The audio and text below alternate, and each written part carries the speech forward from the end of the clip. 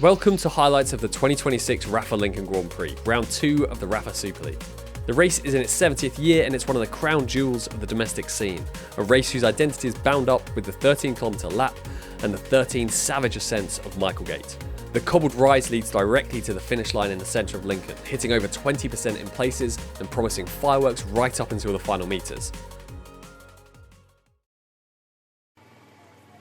It was a rapid start to the 70th edition of the Lincoln Grand Prix, with Tap Callis keen to force an early move. They succeeded, with two of their riders making it into the early group of 4. This quickly came down to 3, however, as after Ethan Squires crashed. There was a bigger crash in the peloton as well, with the race having to be briefly neutralised. Out front, the trio were joined by Harry McFarlane of Ride Revolution Coaching. The introduction of fresh legs to the break saw Moonglow Spatswear's Turnbull distanced, with the leaders pushing hard to stay away. The break didn't last though, as the peloton swept them up and the race hitting the reset button at around the halfway point. Wheelbase Cabtech Castelli took control of things on Michaelgate as they looked to put their leader in the best possible position.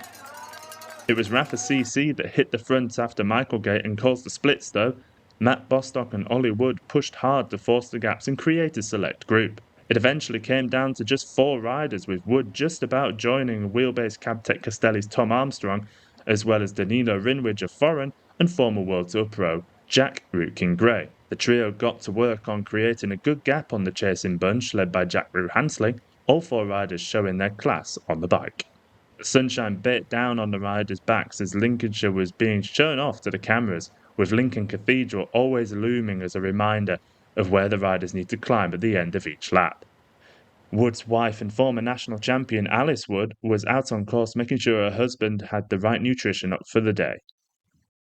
The peloton did come back to the leaders at one point. They were almost in touching distance with a huge effort by Harrison Dainty of Jack Hansling, but the last 5 seconds proved too much as the leaders dragged the gap back out again.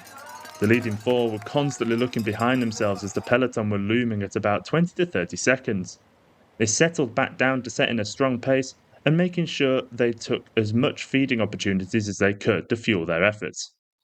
It wasn't meant to be for the Downing brothers, as Dean was forced to abandon after a crash and Russell making it to 3 laps to go before pulling the pin. Back out front, and the leaders were down to 3. Rinwich had a poorly timed puncture and was caught and dropped by the peloton, so it was up to the 3 out front to battle for victory. The front was cagey, with none of the trio wanting to show their cards as they crossed the start-finish line in the city centre. It all came down to the final time at Michaelgate, and it was Rookin Gray who launched from the bottom. For a moment it looked as though the former World Tour man was storming to victory, but Wood got into his wheel. Rookin Gray then made a mistake on the cobbles, which allowed Wood to come alongside him and pass him on the final corners. Hollywood then got clear to take victory at the 70th Lincoln Grand Prix.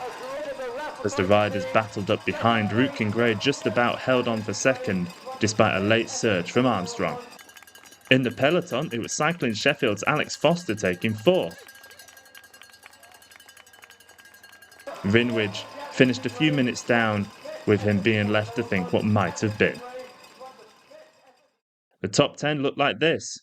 Wood with the win ahead of breakaway companions Rookin Gray and Armstrong, with Foster leading in Matt Bostock, Lewis Tinsley, Harrison Dainty, Aaron King, Oliver Hooks and Matthew Kent.